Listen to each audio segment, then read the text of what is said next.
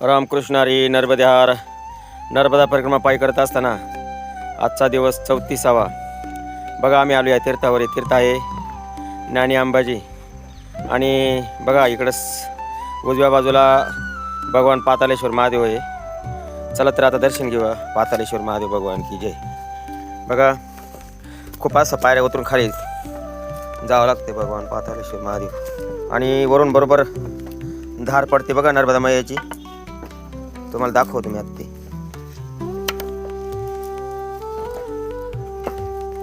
नर्मदे हार. पातालेश्वर महादेव भगवान की जय. हर हर नर्मदे. बघा नर्मदा मैयाची वरून धार आहे. हे पातालेश्वर महादेव भगवान आहे.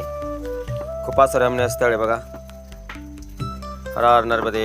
हर हर नर्मदे यार. बघा हा पिंपळ आहे, हा उंबर आहे आणि हा वडाचं झाड आहे. बघा चौकोन असं सगळं कोरडा आहे. बघा इकडे तिकडे बघा तुम्ही सगळीकडे चौक मुळे पण खाली जमिनीत गेलेले आहे. फक्त नर्मदा मैयाची काय किंमत आहे बघा. नर्मदा मैया इथं फक्त भगवान आशुतोष भगवंतावर पाणी बरोबर पडतंय.